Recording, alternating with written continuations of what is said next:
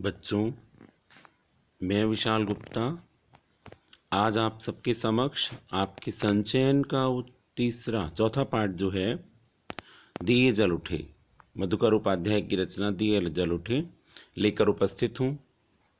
इस पाठ में गांधी जी के द्वारा जो अंग्रेज़ों के बनाए कानून नमक पर जो कानून लगाया गया था, जो टैक्स लगाया गया था, उसके विरोध में उस कानून को तोड़ने के लिए जो दांडी यात्रा की गई थी उसका वर्णन है।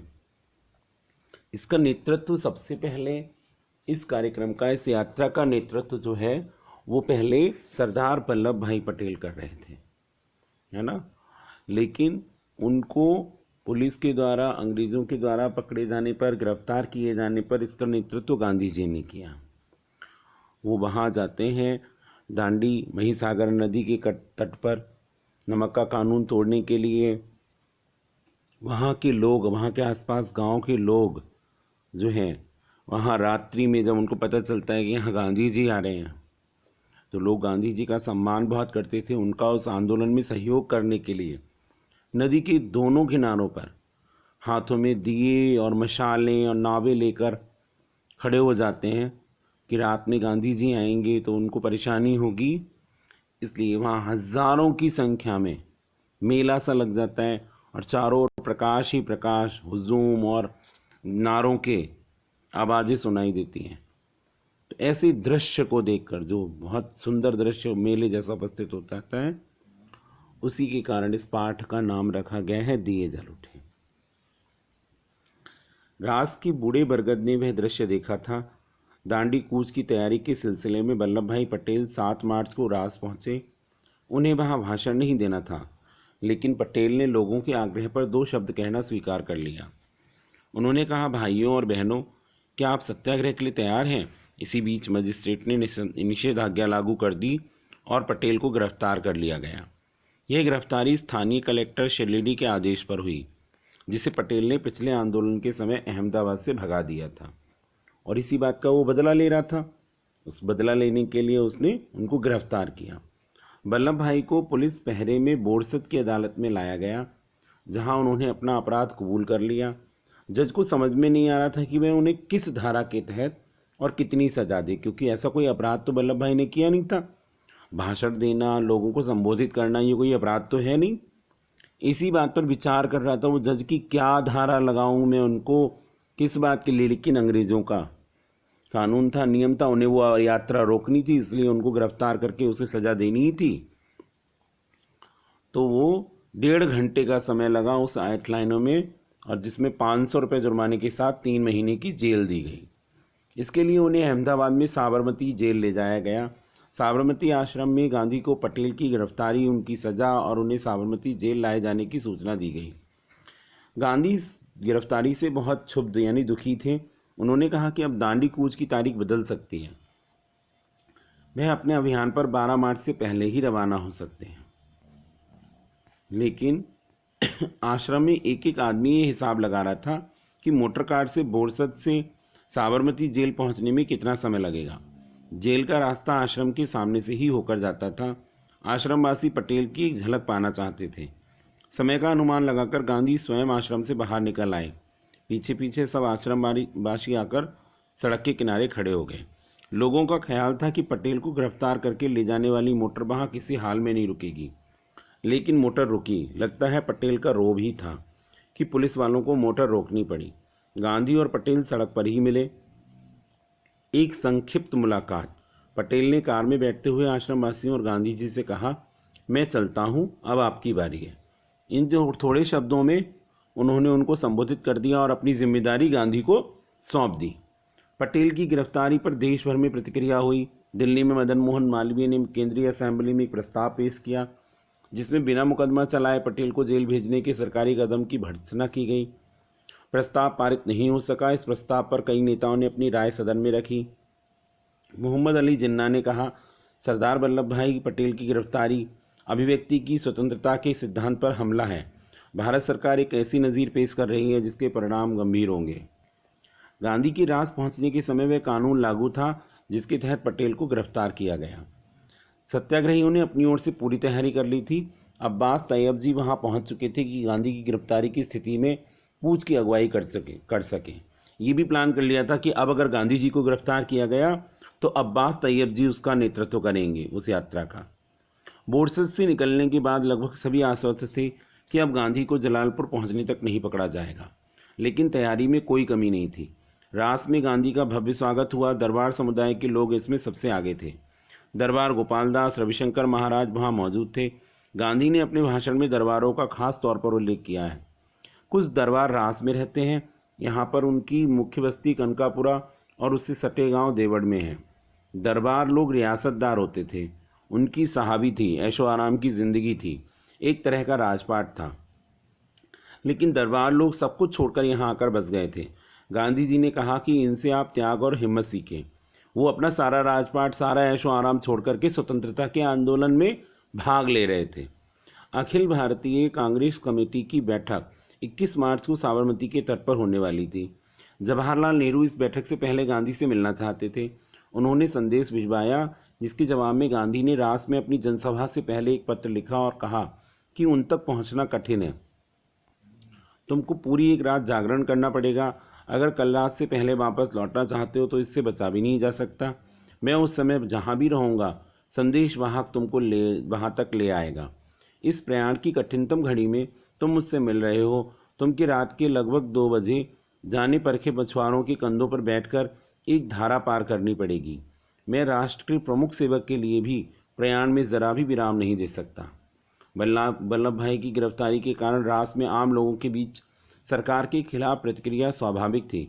गांधी की जनसभा से पहले ही गांव के सभी पुश्तैनी मुखिया और पटेल उन्हें अपना इस्तीफा सौंप गए। गांधी ने दांडी कूच शुरू होने से पहले ही निश्चय कर लिया था कि वह अपनी यात्रा ब्रिटिश आधिपत्य वाले भूभाग से ही करेंगे, किसी राजघराने के इलाके में नहीं जाएंगे। लेकिन इस यात्रा में उन्हें थोड़ी देर के लिए बड़ौदा रियासत से गुजरना पड़ा। ऐसा न करने पर यात्रा करीब 20 किलोमीटर लंबी हो जाती और इसका यात्रा कार्यक्रम पर असर पड़ता। सत्याग्रही गाजे बाजे के साथ रास में दाखिल हुए। वहां गांधी को एक धर्मशाला में ठहराया गया, जबकि बाकी सत्याग्रही तंबुओं में रुके। रास की आबादी करीब 3000 थी, लेकिन उनकी जनसभा में 20,000 से ज़्यादा लोग थे। अपने भाषण में गांधी ने पटेल की गिरफ्तारी का जिक्र करते हुए कहा, सरदार को ये सज़ा आपकी सेवा के पुरस्कार के रूप में मिली है। उन्होंने सरकारी नौकरियों से इस्तीफे का उल्लेख किया और कहा कि कुछ मुखी और तलाटी गंदगी पर मक्खी की तरह चिपके हुए हैं। उन्हें भी अपने निजी तुच्छ और स्वार्थ भूलकर इस्तीफा दे देना चाहिए। उन्होंने कहा, आप लोग कब तक गांव को चूसने में अपना योगदान देते रहेंगे? सरकार ने जो लूट मचा रखी है उसकी ओर से क्या अभी तक आपकी आंखें खुली नहीं हैं? गांधी ने रास में भी राजद्रोह की बात पर जोर दिया और कहा कि उनकी गिरफ्तारी अच्छी बात होगी। सरकार को खुली चुनौती देते हुए उन्होंने कहा, अब फिर बादल घिर आए हैं, या कहो सही मौका सामने है। अगर सरकार मुझे गिरफ्तार करती है तो ये एक अच्छी बात है। मुझे 3 माह की सज़ा होगी तो सरकार को लज्जा आएगी। राजद्रोही को काला पानी, देश निकाला या फांसी की सज़ा नहीं हो सकती। मुझ जैसे लोग अगर राजद्रोही होना अपना धर्म माने तो उन्हें क्या सज़ा मिलनी चाहिए। सत्याग्रही की शाम 6 बजे से रात से चले और 8 बजे कनकापुरा पहुँचे। उस समय लोग यात्रा से कुछ थके हुए थे और कुछ थकान इस आशंका से थी कि मही नदी कब और कैसे पार करेंगे। नदी के किनारे पहुंचते ही समुद्र की ओर से आने वाली ठंडी बयार ने सत्याग्रहियों का स्वागत किया। कनकापुरा में 105 साल की एक बूढ़ी महिला ने गांधी के माथे पर तिलक लगाया और कहा, महात्मा जी, स्वराज लेकर जल्दी वापस आना। गांधी ने कहा, मैं स्वराज लिए बिना नहीं लौटूंगा। गांधी की जनसभा का निर्धारित समय 8 बजे था, लेकिन कनकापुरा पहुंचने में हुई देरी के कारण उसे 1 घंटे के लिए स्थगित किया गया। जनसभा में गांधी ने ब्रितानी कुशासन का जिक्र किया। उन्होंने कहा, इस राज में रंक से राजा सब दुखी हैं। राजे महाराजे जैसे सरकार नचाती है, नाचने को तैयार है। ये राक्षसी राज है, इसका संहार करना चाहिए। रास्ते में रेतीली सड़कों के कारण ये प्रस्ताव किया गया कि गांधी थोड़ी यात्रा कार से कर लें। गांधी ने इसे साफ इनकार कर दिया। उनका कहना था कि ये उनकी जीवन की आखिरी यात्रा है। ऐसी यात्रा में निकलने वाला वाहन का प्रयोग नहीं करता। ये पुरानी रीति है। धर्म यात्रा में हवाई जहाज, मोटर या बैलगाड़ी में बैठकर जाने वाले को लाभ नहीं मिलता। यात्रा में कष्ट सहें, लोगों का सुख दुख समझें, तभी सच्ची यात्रा होती है। गांधी जी ने अपनी इस यात्रा को भी धर्म यात्रा कहा।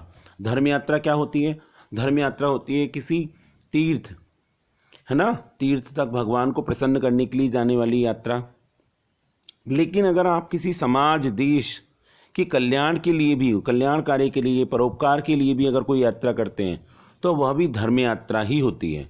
और धर्म यात्रा का नियम ये है कि वह यात्रा आप किसी सुख सुविधा के साथ, है ना, किसी आराम के साथ नहीं कर सकते। उसमें जब तक आप कष्ट नहीं सहेंगे, त्याग नहीं करेंगे, बलिदान नहीं करेंगे, तब तक इस यात्रा का कोई महत्व नहीं है। उसका फल आपको तभी मिलेगा जब उसका वहन, उसका पालन आप पूरा कष्ट और दुख के साथ, मतलब कष्ट भोग करके करेंगे, परेशानी उठा करके करेंगे और दूसरे लोगों का सुख दुख भी समझेंगे। ब्रिटिश हुक्मरानों में एक वर्ग ऐसा भी था जिसे लग रहा था कि गांधी और उनके सत्याग्रही वही नदी के किनारे अचानक नमक बनाकर कानून तोड़ देंगे। समुद्री पानी नदी के तट पर काफ़ी नमक छोड़ जाता है, जिसकी रखवाली के लिए सरकारी नमक चौकीदार रखे जाते हैं। गांधी ने भी कहा कि यहाँ नमक बनाया जा सकता है। गांधी को समझने वाले वरिष्ठ अधिकारी इस बात से सहमत नहीं थे कि गांधी कोई काम अचानक और चुपके से करेंगे। इसके बावजूद उन्होंने नदी के तट से सारे नमक भंडार हटा दिए और उन्हें नष्ट करा दिया ताकि इसका खतरा ही न रहे। नियमों के अनुसार उस दिन की यात्रा कनकापुरम में गांधी के भाषण के बाद समाप्त हो जानी चाहिए थी, लेकिन इसमें परिवर्तन कर दिया गया। ये तय पाया गया कि नदी को आधी रात के समय समुद्र का पानी चढ़ने पर पार किया जाए ताकि कीचड़ और दलदल में कम से कम चलना पड़े। रात 10:30 बजे भोजन के बाद सत्याग्रही नदी की ओर चले। अंधेरी रात में गांधी को करीब 4 किलोमीटर दलदली जमीन पर चलना पड़ा। कुछ लोगों ने गांधी को कंधे पर उठाने की सलाह दी, पर उन्होंने मना कर दिया। कहा, यह धर्म यात्रा है, चलकर पूरी करूंगा। तट पर पहुंचकर गांधी ने पैर धोए और एक झोपड़ी में आराम किया। आधी रात का इंतजार करते हुए मही नदी के उस घोप मही के तट पर उस घोप अंधेरी रात में भी मेला जैसा लगा हुआ था। भजन मंडलियाँ थीं, दांडिया रास में निपुण दरबार थे। उनके गीत के बोल थे, देखो गांधी का दांडिया रास, देखो वल्लभ का दांडिया रास, दांडिया रास सरकार का नाश, देखो विट्ठल का दांडिया रास, देखो भगवान का दांडिया रास। गांधी को नदी पार कराने की जिम्मेदारी रघुनाथ काका को सौंपी गई। उन्होंने इसके लिए एक नई नाव खरीदी और उसे लेकर कनकापुरा पहुंच गए। बदलपुर के रघुनाथ काका को सत्याग्रहियों ने निषाद राज कहना शुरू कर दिया। निषाद राज कौन थे, है ना, निषाद राज केवट गुहू, निषादों का राजा गुहू, जिसने भगवान राम को वनवास के समय पार कराई थी। तो यहाँ पर गांधी को जब वो नदी पार कराने आते हैं रघुनाथ काका, तो उनकी तुलना जो है उसी केवट से की गई है। उनके पास बदलपुर में काफ़ी ज़मीन थी और नावें भी चलती थीं। जब समुद्र का पानी चढ़ना शुरू हुआ तब तक अंधेरा इतना घना हो गया था कि छोटे मोटे दिए उसे भेद नहीं पा रहे थे। थोड़ी ही देर में कई हजार लोग नदी तट पर पहुंच गए। उन सबके हाथों में दिए थे। यही नज़ारा नदी की दूसरी ओर भी था। पूरा गांव और आसपास से आए लोग दिए की रोशनी लिए गांधी और उनके सत्याग्रहियों का इंतजार कर रहे थे। रात 12 बजे महिसागर नदी का किनारा भर गया, पानी चढ़ आया था। गांधी झोपड़ी से बाहर निकले और घुटनों तक पानी में चलकर नाव तक पहुंचे। महात्मा गांधी की जय, सरदार पटेल की जय, जवाहरलाल नेहरू की जय के नारों से के बीच नाव रवाना हुई। रघुनाथ काका जिसे चला रहे थे। कुछ ही देर में नारों की आवाज़ नदी की दूसरे तट से भी आने लगी। ऐसा लगा जैसे वह नदी का किनारा नहीं बल्कि पहाड़ की घाटी हो जहाँ प्रतिध्वनि सुनाई दे। महिसागर के दूसरे तट पर भी स्थिति कोई भिन्न नहीं थी। उसी तरह का कीचड़ और दलदली ज़मीन। ये पूरी यात्रा का संभवतः सबसे कठिन हिस्सा था। 1.5 किलोमीटर तक पानी और कीचड़ में चलकर गांधी रात 1 बजे उस पार पहुँचे और सीधे विश्राम करने चले गए। गांधी के बाहर नदी के तट पर ही उनके लिए झोपड़ी पहले ही तैयार कर दी गई थी। गांधी के पार उतरने के बाद भी तट पर दिए लेकर लोग खड़े थे। अभी सत्याग्रहियों को भी उस पार जाना था। शायद उन्हें पता था कि रात में कुछ और लोग आएंगे जिन्हें नदी पार करानी होगी। वहाँ जो लोग थे वो केवल गांधी को ही रास्ता पार कराने, नदी प्रकाश दिखाने के लिए नहीं आए थे। वो हर उस व्यक्ति की मदद करने आए थे जो सत्याग्रह में, उस आंदोलन में अपना योगदान दे रहा था, अपना प्रतिभाग कर रहा था। इसीलिए गांधी के पार जाने के बावजूद भी वहाँ पर लोग और लोगों की प्रतीक्षा में खड़े रहे। That's all. आशा करता हूँ आपको समझ में आया होगा। और अब ये इसके प्रश्नोत्तर हैं जो आपको करने हैं। ये अभ्यास है। किस कारण से प्रेरित हो स्थानीय कलेक्टर ने पटेल को गिरफ्तार का आदेश दिया? तो वही अहमदाबाद से जो भगा दिया था उस कारण से प्रेरित था वो। जज को पटेल की सज़ा के लिए 8 लाइन के फैसले लिखने में 1-1.5 घंटा क्यों लगा, ये भी बताया। क्योंकि उन्होंने कोई अपराध तो किया नहीं था, इसलिए वो विचार कर रहा था कि क्या करे, कौन सी धारा लगाए। मैं चलता हूँ, अब आपकी बारी है। यहाँ पटेल के कथन का आशय है जो जिम्मेदारी उनके ऊपर थी वो अब उनके बाद गांधी जी की हो गई है। इनसे आप लोग त्याग और हिम्मत सीखें। गांधी जी ने रास दरबार के लोगों के लिए ये कहा, किस संदर्भ में कहा कि त्याग और हिम्मत सीखें, क्योंकि वो अपना सारा ऐशो आराम छोड़ करके त्याग, संसार के परोपकार के, देश के हित के लिए, धर्म के लिए अपना त्याग कर रहे थे, जो सारा ऐशो आराम, सारी शाही जिंदगी छोड़कर आ गए थे। पाठ द्वारा ये कैसे सिद्ध होता है कि कैसी भी कठिन परिस्थिति हो उसका सामना तात्कालिक सूझबूझ और आपसी मेलजोल से किया जा सकता है। जैसे ये पूरी व्यवस्था बनाई गई कि जिसकी जिम्मेदारी पटेल की थी वो तुरंत से, ये उनके आपस में सूझबूझ और मेलजोल था कि उनके तुरंत बाद वो गांधी की जिम्मेदारी हो गई, और गांधी के बाद भी ये पूरा तैयारी थी कि अगर गांधी जी को भी पकड़ा जाता है तो तैयबा सयाद जी जो हैं वो उन अपनी जिम्मेदारी ले लेंगे। ये प्लानिंग थी, ये सूझबूझ थी आपसी। कितनी भी बड़ी घटना को, कितनी भी बड़ी घटना हो, उसको अगर आप समझदार हैं, समझदारी से हैंडल करते हैं तो आसानी से उसको हल किया जा सकता है।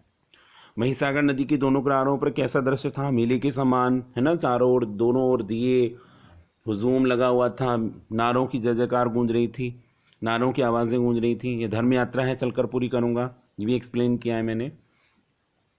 गांधी को समझने वाले वरिष्ठ अधिकारी इस बात से सहमत नहीं थे कि कोई काम गांधी जी अचानक और चुपके से करेंगे।